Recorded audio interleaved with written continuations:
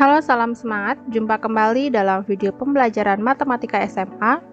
Di video kali ini kita akan belajar materi perbandingan vektor dan koordinat. Jadi simak video pembelajaran ini dengan baik ya.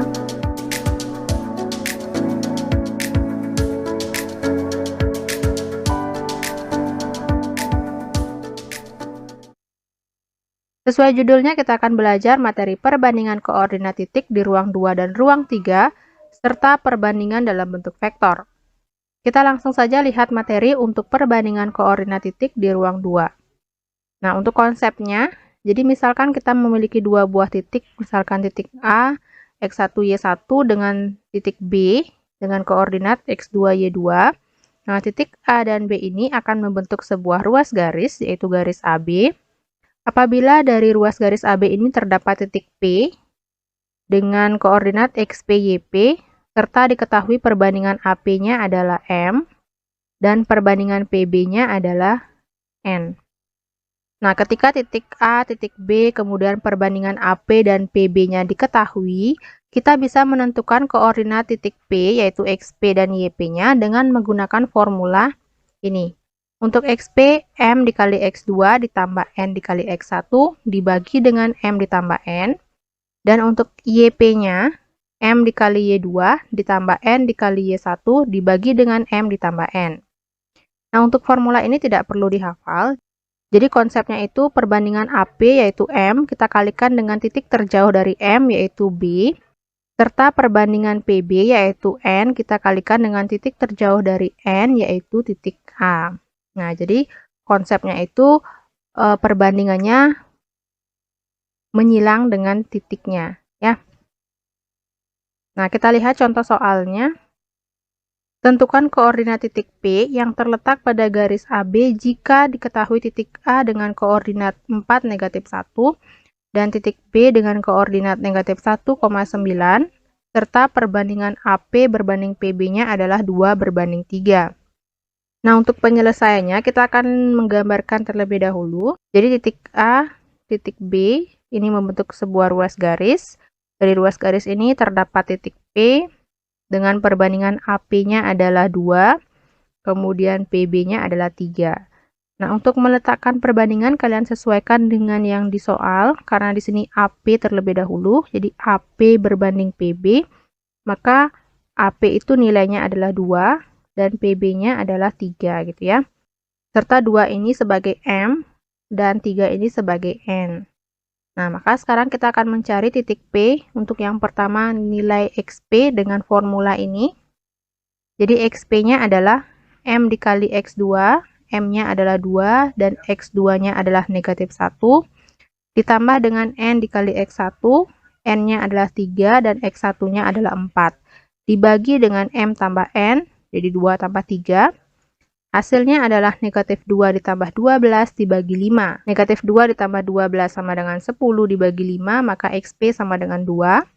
Kemudian untuk YP-nya, M dikali Y2, berarti M-nya adalah 2, kemudian Y2-nya sama dengan 9. Ditambah dengan N dikali Y1, N-nya adalah 3, kemudian Y1-nya adalah negatif 1, dibagi dengan 2 tambah 3.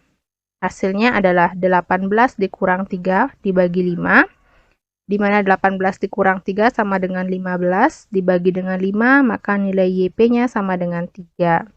Nah, jadi nilai XP, YP kita sudah mendapatkan. Kita buat kesimpulannya. Koordinat titik P yaitu XP, YP jadi 2,3. Gampang ya? Nah, bagaimana kalau perbandingan koordinat titik di ruang 3? Jadi konsep untuk perbandingan koordinat titik di ruang 3 juga sama. Misalkan kita memiliki dua titik, yang pertama titik A dengan koordinat X1, Y1, dan Z1, kemudian titik B dengan koordinat X2, Y2, dan juga Z2.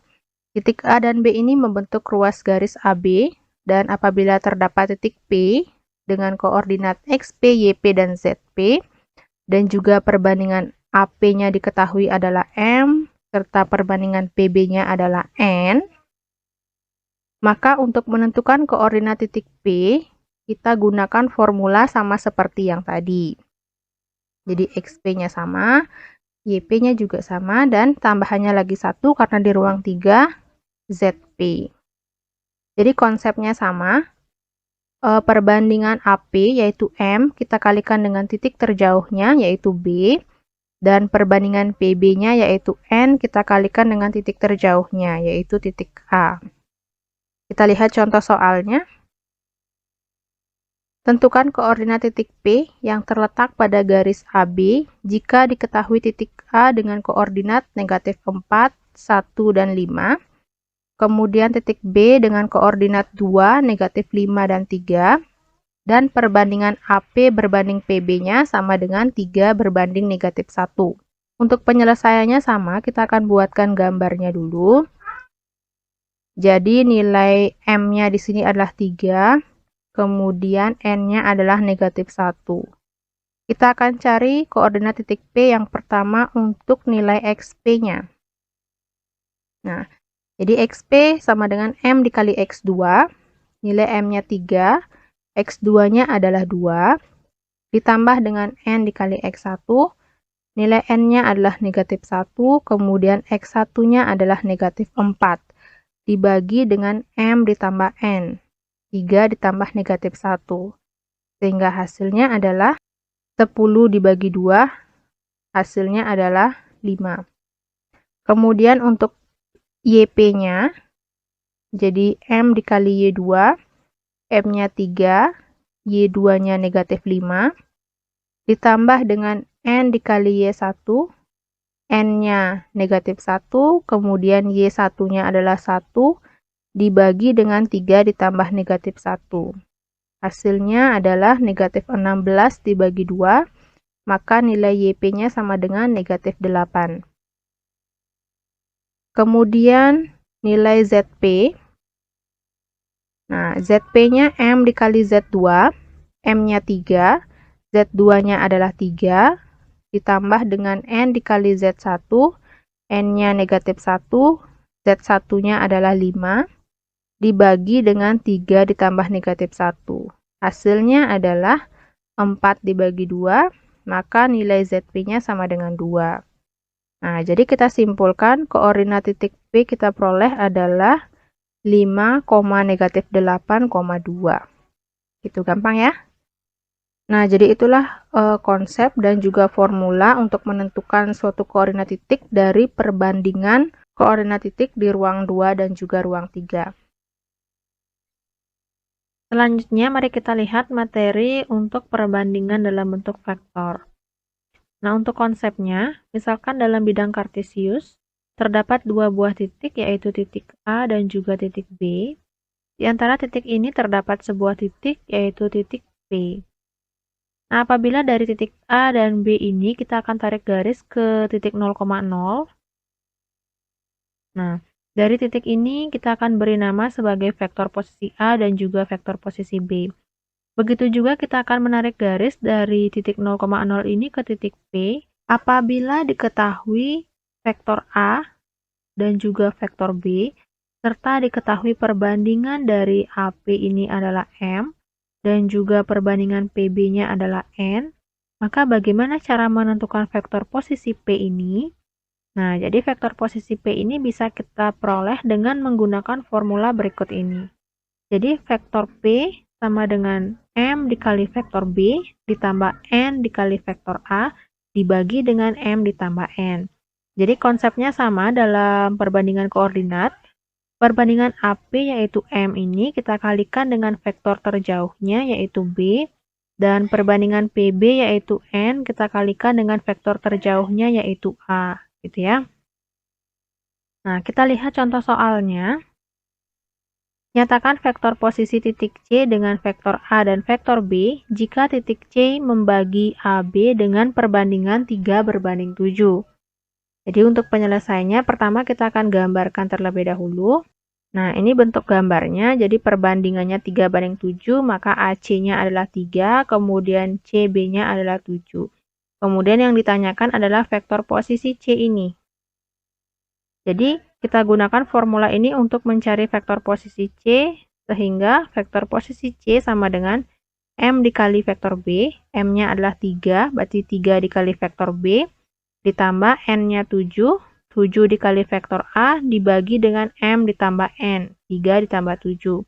Hasilnya sama dengan 3 kali vektor B ditambah 7 dikali vektor A per 10. Nah, bentuk ini bisa kita ubah menjadi vektor posisi C sama dengan 1 per 10 dikali 7 dikali vektor A ditambah 3 dikali vektor B. Nah, jadi inilah bentuk dari vektor posisi C-nya. Untuk berikutnya, mari kita lihat contoh soal lain mengenai perbandingan vektor dan koordinat. Jadi untuk yang pertama, tentukan koordinat titik pada garis hubung A dengan koordinat 1, 3, 5 dan B dengan koordinat 3, 7, negatif 2 di dalam dan di luar dengan perbandingan 2 berbanding 3. Nah, untuk soal seperti ini, artinya kita akan mencari koordinat titik yang berada di dalam garis AB dan juga koordinat titik yang berada di luar AB. Jadi kita akan mencari dua koordinat titik. Langsung saja yang pertama kita cari koordinat titik yang di dalam. Nah, maksudnya seperti apa? Jadi kita akan gambarkan titik A dan B ini pada ruas garis. Koordinat titik di dalam artinya titik tersebut berada di antara A dan B. Nah, misalnya saja kita beri nama titik itu sebagai titik P gitu ya. Jadi, titik inilah yang akan kita cari koordinatnya. Dengan menggunakan perbandingan 2 banding 3 berarti AP-nya adalah 2, kemudian PB-nya adalah 3. Nah, selanjutnya kita akan cari koordinat titik P ini menggunakan formula yang tadi. Kalian ingat, untuk titik A ini elemennya X1, Y1, Z1 dan kemudian titik B ini elemen dari X2, Y2, dan Z2. Jadi yang pertama kita akan cari nilai XP dengan rumus M dikali X2 ditambah N dikali X1 dibagi M ditambah N. Jadi nilai M-nya adalah 2 dan N-nya adalah 3. Sehingga XP sama dengan 2 dikali X2-nya 3, kemudian 3 dikali X1-nya 1 dibagi dengan M-nya 2, N-nya 3. Sehingga XP sama dengan 6 tambah 3 per 5. Jadi nilai XP-nya sama dengan 9 per 5. Begitu juga untuk nilai YP sama dengan M dikali Y2 ditambah N dikali Y1 dibagi dengan M ditambah N. Jadi XP-nya adalah 2 dikali 7, Y2-nya 7 ya. Kemudian 3 dikali 3 dibagi dengan 2 tambah 3. Sehingga YP sama dengan 14 ditambah 9 per 5. Nilai YP sama dengan 23 per 5. Kemudian nilai ZP-nya M dikali Z2 ditambah N dikali Z1 dibagi M ditambah N. Sehingga ZP sama dengan 2 dikali negatif 2 ditambah dengan 3 dikali 5 dibagi 2 tambah 3. Sehingga ZP sama dengan negatif 4 ditambah 15 per 5. Nilai ZP sama dengan 11 per 5. Nah, jadi koordinat titik P yang berada di dalam garis AB ini adalah 9 per 5, 23 per 5, dan 11 per 5. Ini untuk koordinat titik di dalam. Nah, sekarang kita akan cari koordinat titik yang berada di luar. Untuk koordinat titik di luar, kita gambarkan dulu titik A dan B-nya.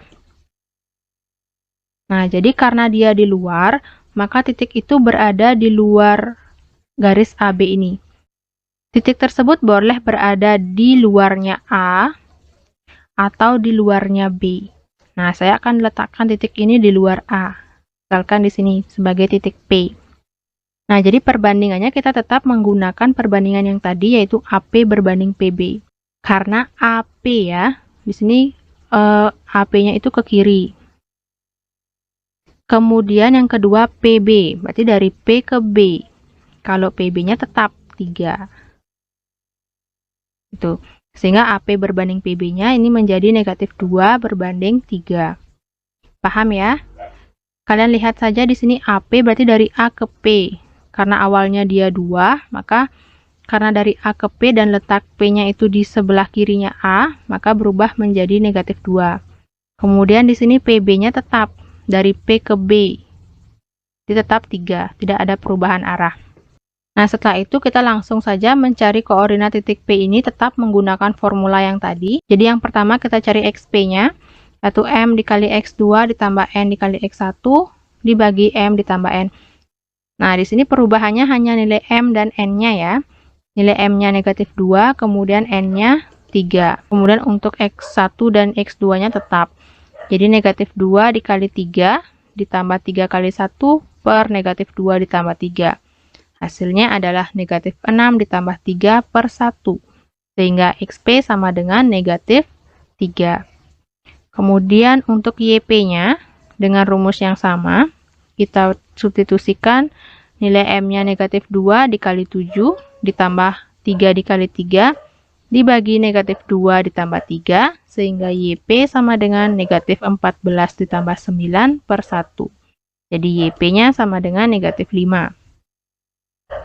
Kemudian untuk ZP, kita substitusikan.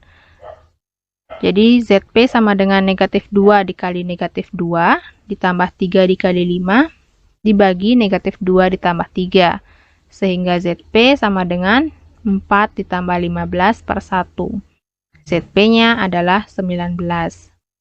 Nah, jadi koordinat titik yang berada di luar atau koordinat titik P yang di luar adalah negatif 3, negatif 5, dan 19.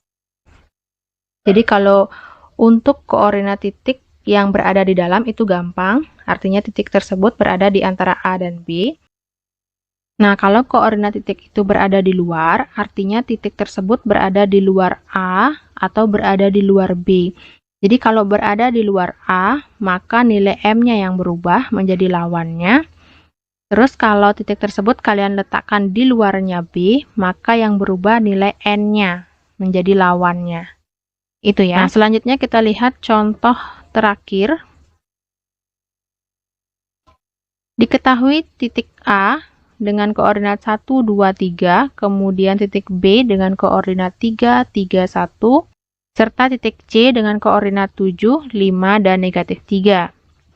Nah, jika garis A, B, dan C segaris atau kolinier, tentukan perbandingan vektor AB berbanding vektor BC.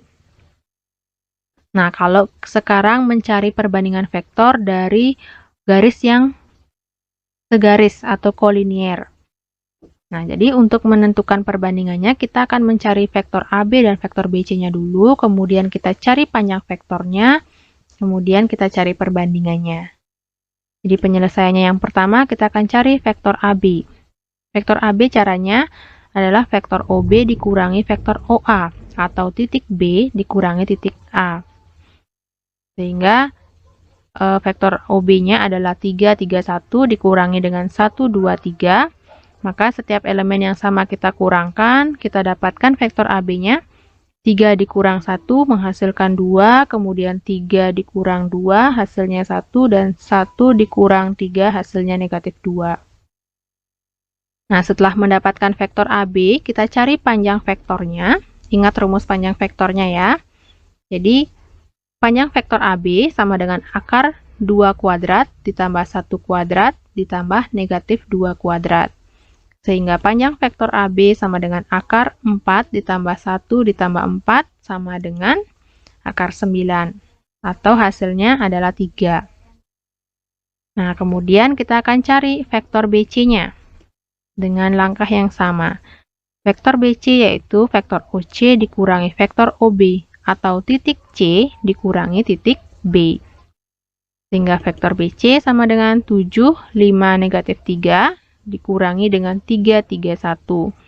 Hasil vektor BC-nya adalah 4, 2, dan negatif 4. Selanjutnya kita cari panjang vektornya. Jadi panjang vektor BC sama dengan akar 4 kuadrat ditambah 2 kuadrat ditambah negatif 4 kuadrat. Sehingga hasilnya panjang vektor BC sama dengan akar 16 ditambah 4 ditambah 16. Hasilnya adalah akar 36 sama dengan 6. Nah, sekarang kita telah memiliki panjang vektor AB dan juga panjang vektor BC. Nah, untuk perbandingan vektor AB dan juga vektor BC itu sama dengan perbandingan antara panjang vektor AB dengan panjang vektor BC. Jadi panjang vektor AB tadi 3 dan vektor BC-nya 6, jadi 3 berbanding 6, atau kita sederhanakan menjadi 1 berbanding 2. Nah, jadi inilah perbandingan antara vektor AB dan vektor BC, yaitu 1 berbanding 2. Nah, jadi demikian materi dan juga contoh soal mengenai perbandingan vektor dan koordinat. Semoga bisa dipahami dengan baik. Kalian harus tetap semangat dalam belajar ya, walaupun belajar dari rumah. Karena banyak sekali media-media yang bisa kalian manfaatkan untuk belajar. Tidak hanya dari buku, tapi juga dari internet. Kalian juga bisa belajar dari YouTube. Silakan kalian belajar dari semua sumber yang bisa membantu kalian dan bisa kalian pahami dengan baik.